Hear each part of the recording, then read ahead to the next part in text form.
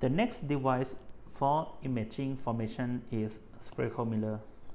We have the two types of the spherical mirror, the convex mirror and the concave mirror.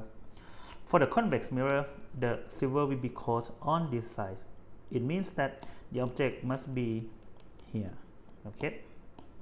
But then, on the other hand, for the concave mirror, the silver is coated on this side. So this will be the front of the mirror and this will be the back of the mirror, and then the object must be here. So now let's talk about the concave mirror first. Okay, so here we have the concave mirror, and let's say that this is the optical axis, just the same as this axis for the planar mirror, right? And then this point is called the vertex point, so let's use the symbol as the V. The vertex point is the point that the mirror just crossed with the optical axis here. And then we have the center of the curvature, the point C. So we can say that this center of the curvature, right, is going to be the center of the sphere, which is formed by this concave mirror. Okay, so this will be the center of the sphere. So it means that the distance from the vertex point and then to the center of the curvature, this distance is going to be equal to the R. Okay, so let's call the radius of the curvature equal to the R here. And then this is the focal point. The focal point is the point that we have the light if you just come close to this point.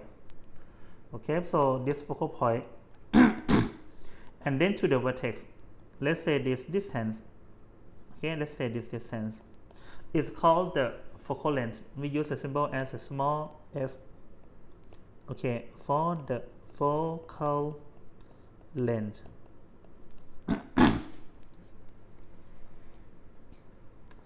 Okay, so now we have the radius of the curvature and the focal length already. So don't forget that the sign of the radius of the curvature and the focal length is just follow this sign convention here. Okay. Okay. So what is the physical meaning of the focal point? So let's look at these two pictures. So when we have a parallel light rays, right, which is parallel to the optical axis here. Okay, so coming here in this direction, and then it's gonna hit the mirror and then just reflect back, right? So now you can see that all the lights is gonna reflect back and then pass this point. So that's why this point is just called the focal point. Okay. So now we just want to learn how we can form the image by this concave mirror. Okay, so let's consider this case. Let's consider the case that the object, okay, so this is the object.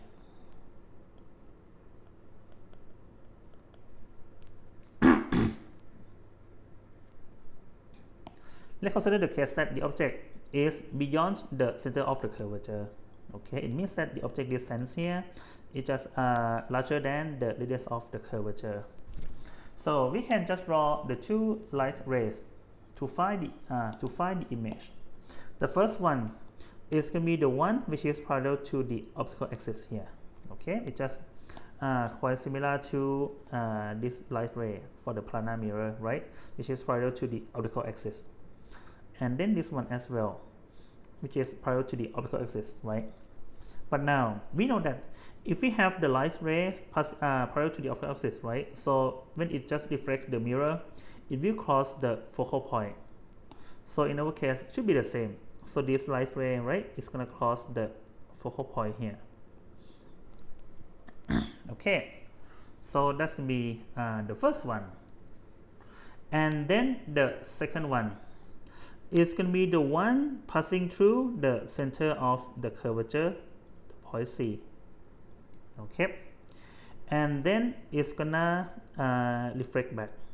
Okay, so don't forget that if we have a line passing through the center of the curvature, right? So this line will be perpendicular to, the surface of the mirror. Okay, so it means that the angles of the incidence equal to the 0. So then the light must reflect back to its original path here. Okay.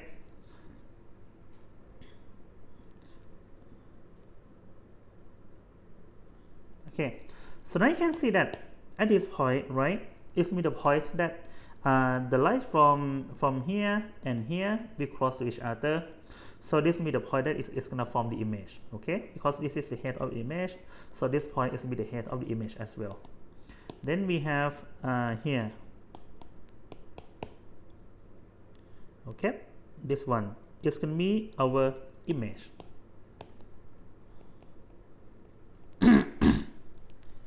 Okay, so what is the type of this image, right? This image is real. It's the real image because the real light ray, right? The real light ray just cross to each other and then forms the image. Okay, so it's called the real image. Or if you look at the sign convention here, we say that for the real image, right?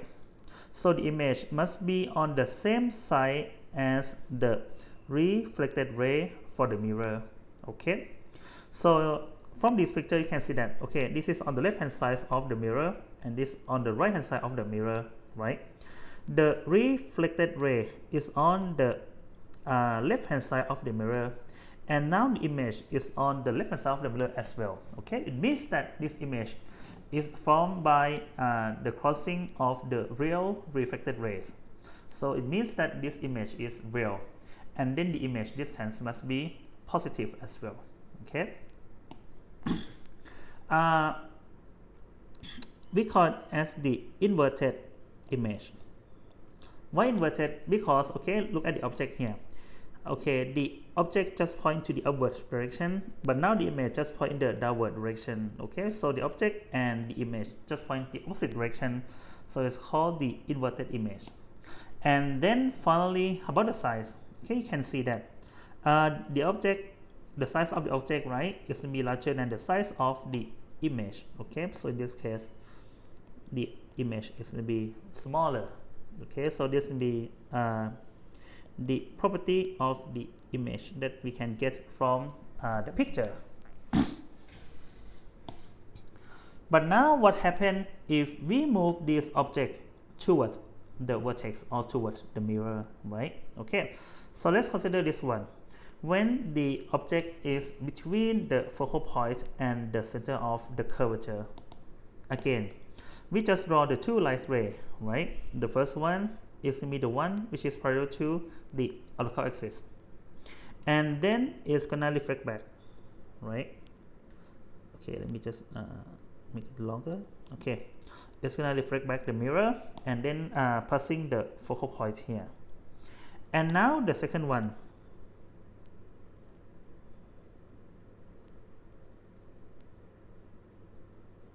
okay, so now the second one, right, it will go to this direction first, and then don't forget that because this path is just passing through the center of the curvature, right? So it's gonna be the normal incidence at this interface, and then it's gonna reflect back. Okay, and okay, so let's continue. So the reflected light will just continue and then just come to this direction. Okay, so you can see that at this point, right, the these two reflected lights is gonna cross to each other at this point. So then again, this is gonna form the image. Then we can have the image here.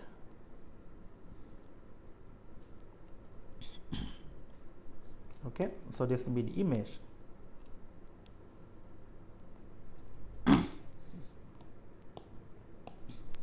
Then again, this is the real image, right? Because from the side convention we say that the real image will be on the same side as the reflected light.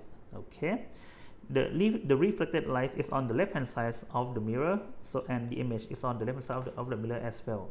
So this is the real image. Okay, so here we have that we have the real image and then inverted. Okay, inverted because the object points in the upward direction, but the image just pointed in the upward direction, and the size is larger.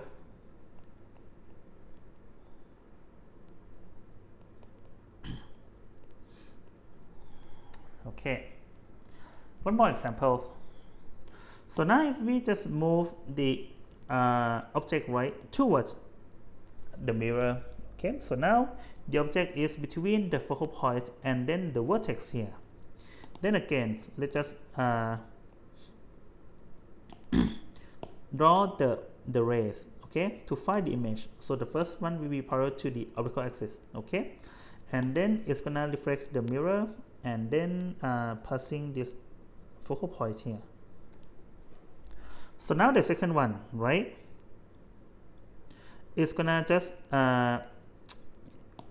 go from the head of the object and then hit the mirror, because I mean the part here is just passing through the center of the curvature, right? It means that it will have the normal incidence on the mirror, and then so it's gonna reflect back, okay, and then coming to this direction. Okay, so now from this picture, right, you can see that it's impossible for these two reflected light rays, I mean, to cross to each other and then to form the image. Okay, but then what if we look at the path of the light rays? Okay, if we look at the path of the reflected light ray, just the same as the planar mirror here. Okay, so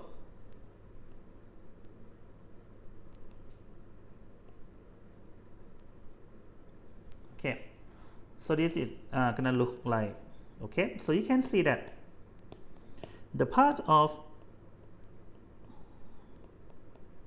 the two reflected light ray, right, is gonna cross at this point, which is behind the mirror. Okay, so let's say that this is gonna form the image here. Okay, so it's gonna form the image here. But then what is the type of this image? Okay, so we say that for the visual image, right, it's going to be on the opposite side as the reflected ray for the mirror. Okay, so now we have the reflected ray, right, these two light rays just on the left hand side of the mirror, but now the image is on the right hand side of the mirror. Okay, so it means that the image is on the opposite side as the reflected rays. So then it means that this is going to be the virtual image. Okay, the virtual image, and then upright, because this object and the image just point in the same direction, right, in the upward direction. And then how about the side? The side is larger.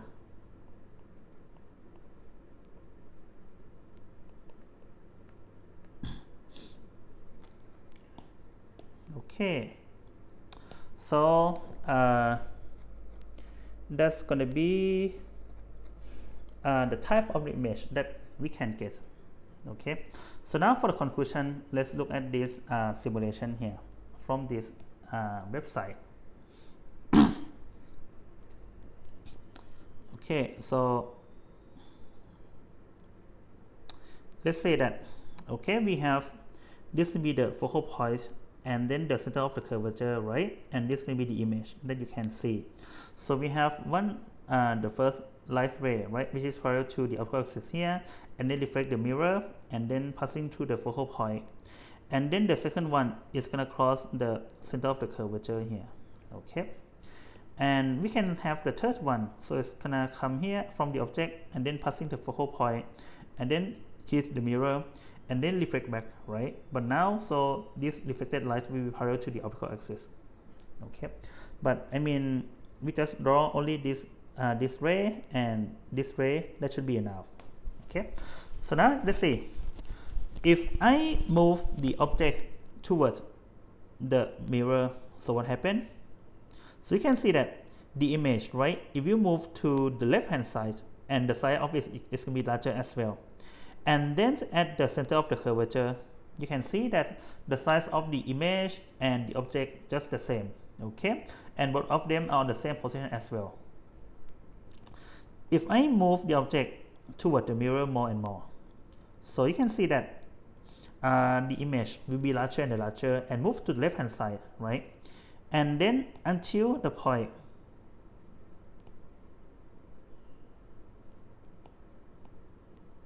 oops, why I cannot move?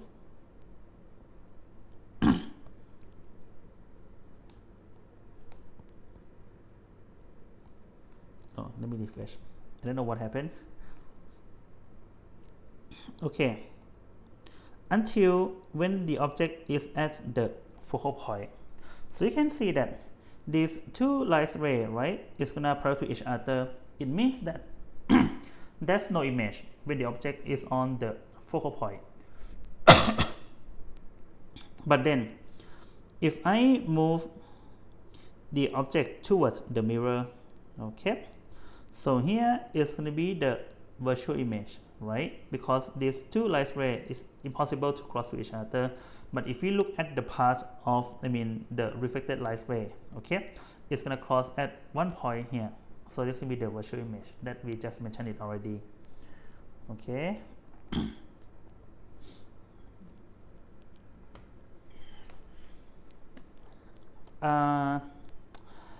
Another type, okay, this will be the picture, right, that we can see when we have the concave mirror. Okay, so it means that if we put the object, right, in between the focal point and the vertex, then we can see the virtual image, and the image is going to be larger than the object. One thing that you need to keep in mind is that we cannot see the real image by our eyes. Okay, we cannot see the real image by our eyes. The real image must be projected on the screen, so that's why we can see it, for example, such as the projector. Okay, so we must have, so we just shine the light and then to the screen, right, and then we can see image.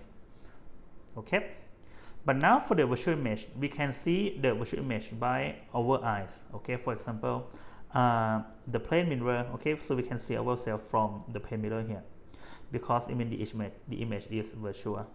And the same for this one, right, because this image, right, is with the virtual image, so that's why we can see this image as well.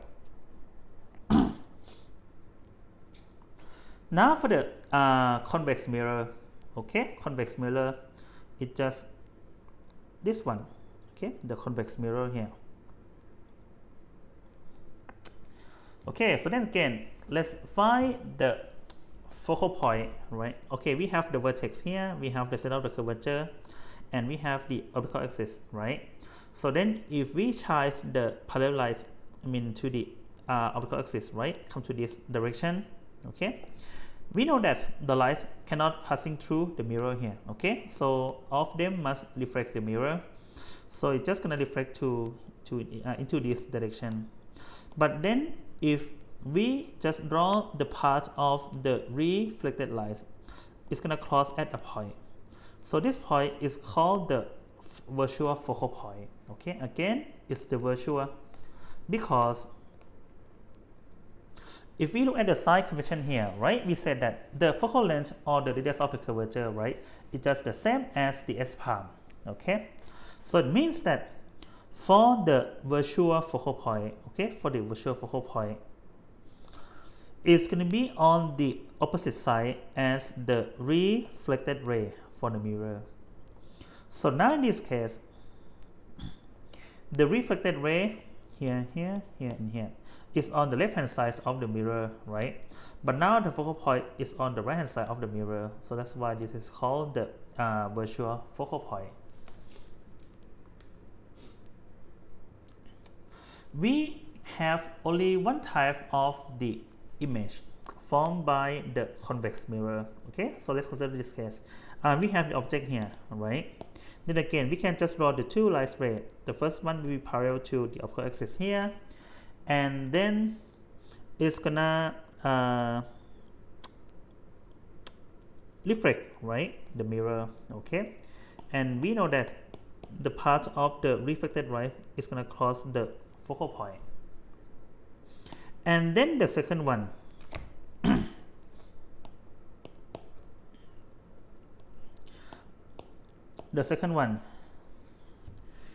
is going to go passing through the center of the curvature, but we know that it's impossible to pass the mirror here, right? So it means that it's going to reflect back to the left hand side.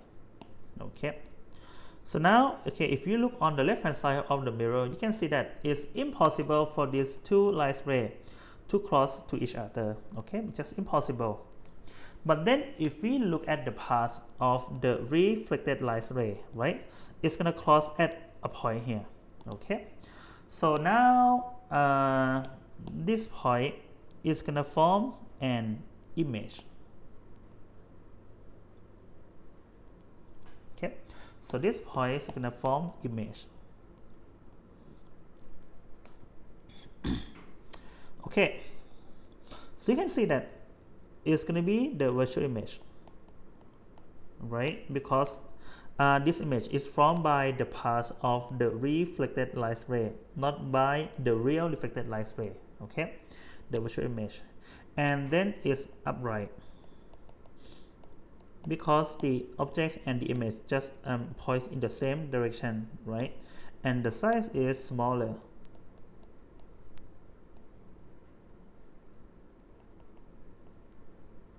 Okay, so for the convex mirror, right, we have only this type of the image. Okay, the example is the mirror which is set up at the intersection, right, of the road. Okay, so it means that we can see the image smaller than the real one, but we can see the image broader view. Okay, so now we have equation that we can use to solve for the object distance, the image distance, focal length, radius of the curvature, right, for the S palm, F and the R respectively here. Okay, and we can find the lateral magnification.